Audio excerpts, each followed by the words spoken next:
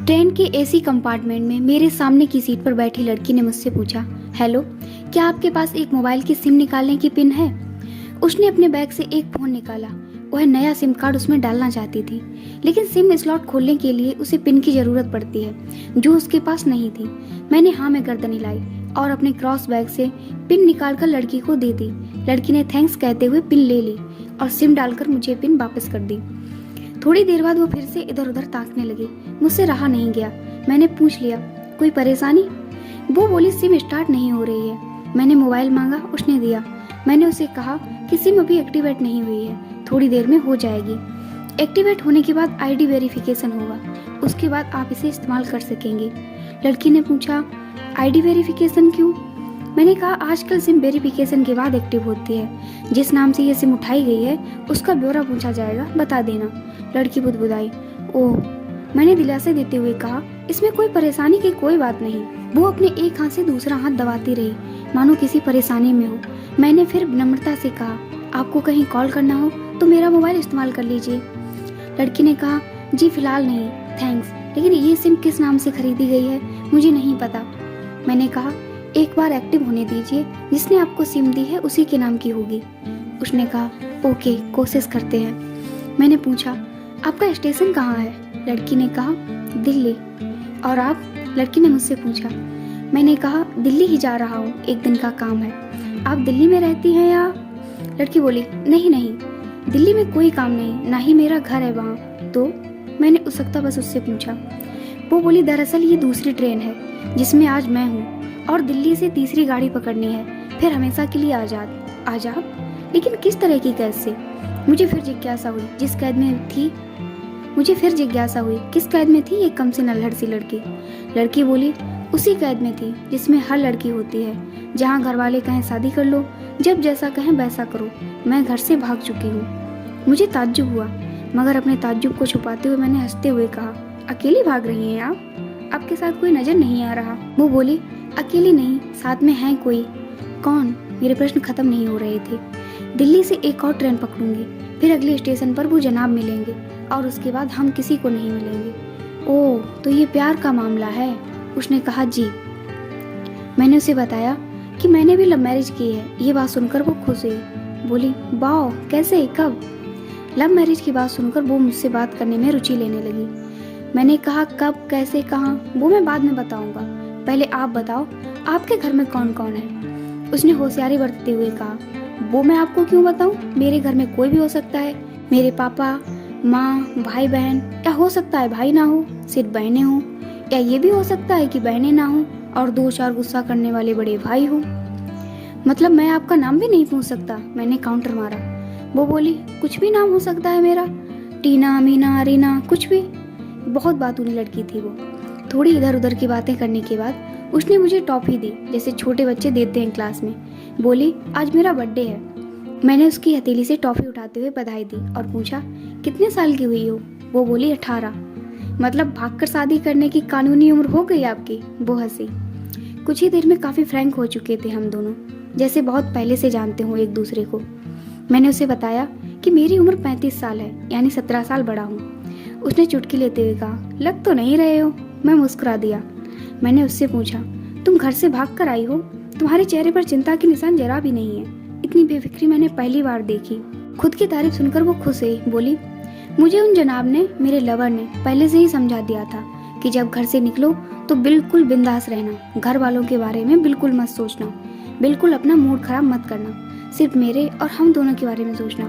और मैं वही कर रही हूँ। मैंने फिर चुटकी ली। कहा, उसने तुम्हें मुझ जैसे अनजान मुसाफिरों से दूर रहने की सलाह नहीं दी? उसने हंसकर जवाब दिया, नहीं, शायद वो भूल गया होगा ये बताना।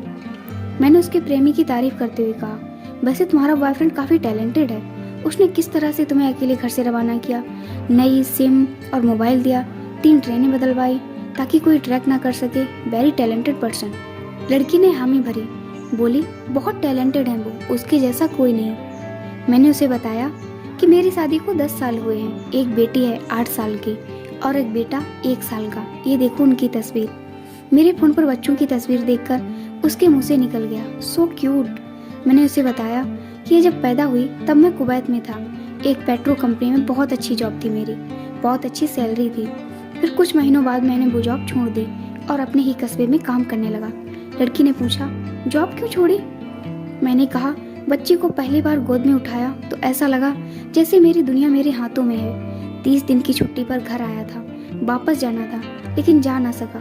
इधर बच्ची का बचपन खर्च होता रहे, उधर मैं पूरी दुनिया कमा लूं तब भी घाटे का सौदा है। मेरी 2 टके की नौकरी, बचपन उसका लाखों का। उसने पूछा, क्या बीवी बच्चों को साथ नहीं ले जा सकते थे वहाँ? मैंने कहा, काफी टेक्निकल मामलों से गुजरकर एक लंबे समय के बाद रख सकते हैं। उस वक्त ये मुमकिन नहीं था। मुझे दोनों में से एक को चुनना था, आलीशान रहन सहन के साथ नौकरी या परिवार। मैंने परिवार चुना, अपनी बेटी को बड़ा होते देखने के लिए। मैं कुवैत वापस गया था लेकिन अपना इस्तीफा देकर लौट आया। लड़की ने कहा, वेरी इम्प्रेसिव। मैं मुस्कुराकर खिड़की की तरफ देखने लगा। लड़की ने पूछा, अच्छा आपने तो लव मैरिज की थी, फिर आप भागकर कहाँ गए? कैसे रहे और कैसे गुजरा वो वक्त? उसके हर सवाल और हर बात में मुझे महसूस हो रहा था कि ये लड़की लड़कपन के शिखर पर है, बिल्कुल नासमझ और मासूम छोटी बहन सी।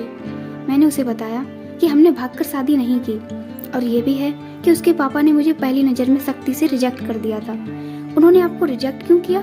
लड़की ने पूछा। मैंने कहा, रिजेक्ट करने का कुछ भी कारण हो सकता है, मेरी जाति, मेरा काम, घर परिवार। बिल्कुल सही, लड़की ने सहमति दर्ज कराई और आगे पूछा, फिर आपने क्या किया? मैंने कहा, मैंने कुछ नहीं किया, उसके पिता ने रिजेक्ट कर दिया। वहीं से मैंने अपने बारे में अलग से सोचना शुरू कर दिया। खुशबू ने मुझे कहा कि भाग चलते हैं। मेरी वाइफ का नाम खुशबू है। मैंने 2 टूक मना कर दिया। वो 2 दिन तक लगातार जोर देती रही कि भाग चलते हैं। मैं मना करता रहा। मैंने उसे समझाया कि भागने वाले जोड़े में लड़के की इज्जत पर कोई खास फर्क नहीं पड़ता, जबकि लड़की के पूरे कुल की इज्जत धुल जाती है।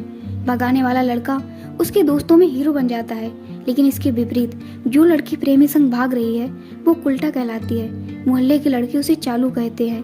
बुराइयों के तमाम शब्दकोश लड़की के लिए इस्तेमाल किए जाते हैं। भागने वाली लड़की आगे चलकर 60 साल की वृद्धा भी हो जाएगी, तब भी जवानी में किए उस कांड का कलंक उसके माथे पर से नहीं मिटता। मैं मानता हूँ कि लड़का लड़की को तौलने का ये दोहरा मापदंड गलत है, लेकिन हमारे समाज में है तो यही। ये नजरिया गलत है, मगर सामाजिक नजरिया यही है। वो अपने नीचे का होंठ दांतों तले पीसने लगी। उसने पानी का बोतल का ढक्कन खोलकर एक घूंट पानी पिया। मैंने कहा, अगर मैं उस दिन उसे भगा ले जाता तो उसकी माँ तो शायद कई दिनों तक पानी भी ना पीती। इसलिए मेरी हिम्मत ना हुई कि ऐसा काम करूं। मैं जिससे प्रेम करूं उसके माँ बाप मेरे माँ बाप के समान ही है, चाहे शादी ना हो तो ना हो। कुछ पल के लिए वो सोच में पड़ गई, लेकिन मेरे बारे में और अधिक जानना चाहती थी। उसने पूछा, फिर आपकी शादी कैसे हुई? मैंने बताया कि खुशबू की सगाई कहीं और कर दी गई थी। धीरे धीरे सब कुछ नॉर्मल होने लगा था। खुशबू और उसके मंगेतर की बातें भी होने लगी थी फोन पर, लेकिन जैसे जैसे शादी नजदीक आने लगी उन लोगों की डिमांड बढ़ने लगी। डिमांड मतलब? लड़की ने पूछा। डिमांड का एक ही मतलब होता है, दहेज की डिमांड। परिवार में सबको सोने से बने तोहफे दो, दूल्हे को लग्जरी कार चाहिए, सास और ननद को नेकलेस दो, वगैरह वगैरह। बोले हमारे यहाँ रीत है। लड़का भी इस रीत की अदायगी का पक्षधर था। वो सगाई मैंने तुड़वा डाली, इसलिए नहीं कि सिर्फ मेरी शादी उससे हो जाए, बल्कि ऐसे लालची लोगों में खुशबू कभी खुश नहीं रह सकती थी, ना उसका परिवार। फिर किसी तरह घर वालों को समझा बुझाकर मैं फ्रंट पर आ गया और हमारी शादी हो गई। ये सब किस्मत की बात थी। लड़की बोली, चलो अच्छा हुआ आप मिल गए, वरना वो गलत लोगों में फंस जाती। मैंने कहा, जरूरी नहीं कि माता पिता का फैसला हमेशा सही हो, और ये भी जरूरी नहीं कि प्रेमी जोड़े की पसंद सही हो। दोनों में से कोई भी गलत या सही हो सकता है। काम की बात यहाँ ये है कि कौन ज्यादा वफादार है। लड़की ने फिर से पानी का घूंट लिया और मैंने भी। लड़की ने तर्क दिया कि हमारा फैसला गलत हो जाए तो कोई बात नहीं, उन्हें ग्लानि नहीं होनी चाहिए। मैंने कहा, फैसला ऐसा हो जो दोनों का हो, बच्चों और माता पिता दोनों की सहमति, वो सबसे सही है। बुरा मत मानना, मैं कहना चाहूँगा कि तुम्हारा फैसला तुम दोनों का है, जिसमें तुम्हारे पेरेंट्स शामिल नहीं है। ना ही तुम्हें इसका असली मतलब अभी पता है। उसने पूछा, क्या है इसका सही अर्थ? मैंने कहा, तुम इश्क में हो। तुम अपना सब कुछ छोड़कर चली आई, ये सच्चा इश्क है। तुमने दिमाग पर जोर नहीं दिया, ये इश्क है। फायदा नुकसान नहीं सोचा, ये इश्क है। तुम्हारा दिमाग दुनियादारी के फितूर से बिल्कुल खाली था। उस खाली जगह में इश्क का फितूर भर दिया गया। जिन जनाब ने इश्क को भरा, क्या वो इश्क में नहीं है? यानी तुम जिसके साथ जा रही हो वो इश्क में नहीं, बल्कि होशियारी हीरोगिरी में है। जो इश्क में होता है वो इतनी प्लानिंग नहीं कर पाता है, 3 ट्रेनें नहीं बदलवा पाता है, उसका दिमाग इतना काम ही नहीं कर पाता है। कोई कहे मैं आशिक हूँ और वो सातिर भी हो, ये नामुमकिन है। मजनू इश्क में पागल हो गया था। लोग पत्थर मारते थे उसे। इश्क में उसकी पहचान तक मिट गई।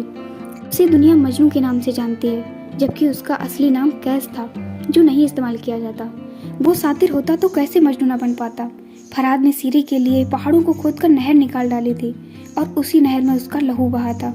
वो इश्क था। इश्क में कोई फकीर हो गया, कोई जोगी हो गया, किसी मांझी ने पहाड़ तोड़कर रास्ता निकाल लिया, किसी ने अतिरिक्त दिमाग नहीं लगाया, चालाकी नहीं की। लालच, हवस और हासिल करने का नाम इश्क नहीं है। इश्क समर्पण करने को कहते हैं, जिसमें इंसान सबसे पहले खुद का समर्पण करता है, जैसे तुमने किया, लेकिन तुम्हारा समर्पण हासिल करने के लिए था। यानी तुम्हारे इश्क में लालच की मिलावट हो गई। लड़की अचानक खो सी गई। उसकी खिलखिलाहट और खिलंदड़ापन एकदम से खामोशी में बदल गया। मुझे लगा मैं कुछ ज्यादा बोल गया, फिर भी मैंने जारी रखा। मैंने कहा, प्यार तुम्हारे पापा तुमसे करते हैं। कुछ दिनों बाद उनका वजन आधा हो जाएगा। तुम्हारी माँ कई दिनों तक खाना नहीं खाएंगी, ना पानी पिएगी, जबकि आपको अपने आशिक को आजमा कर देख लेना था। ना तो उसकी सेहत पर फर्क पड़ता, ना दिमाग पर। वो अक्लमंद है, अपने लिए अच्छा सोच लेता। आजकल गली मोहल्ले के हर तीसरे लौंडे लपाटे को जो इश्क हो जाता है, वो इश्क नहीं, वो सिनेमा जैसा कुछ है। एक तरह की स्टंटबाजी, डेयरिंग, अलग कुछ करने का फितूर, और कुछ नहीं। लड़की के चेहरे का रंग बदल गया। ऐसा लग रहा था वो अब यहाँ नहीं है। उसका दिमाग किसी अतीत में टहलने निकल गया। मैं अपने फोन को स्क्रॉल करने लगा, लेकिन मन की इंद्री उसी की तरफ थी। थोड़ी देर में उसका और मेरा स्टेशन आ गया। बात कहाँ से निकली थी और कहाँ पहुँच गई। उसके मोबाइल पर मैसेज टोन बजी। देखा, सिम एक्टिवेट हो चुकी थी। उसने चुपचाप बैग में से आगे का टिकट निकाला और फाड़ दिया। मुझे कहा, एक कॉल करना है। मैंने मोबाइल दिया। उसने नंबर डायल करके कहा, सॉरी पापा, और सिसक कर रोने लगी। सामने से पिता भी फोन पर बेटी को संभालने की कोशिश करने लगे। उसने कहा, पिताजी आप बिल्कुल चिंता मत कीजिए, मैं घर आ रही हूँ। दोनों तरफ से भावनाओं का सागर उमड़ पड़ा। हम ट्रेन से उतरे। उसने फिर से पिन मांगी। मैंने पिन दी। उसने मोबाइल से सिम निकाल कर तोड़ दी और पिन मुझे वापस कर दिया।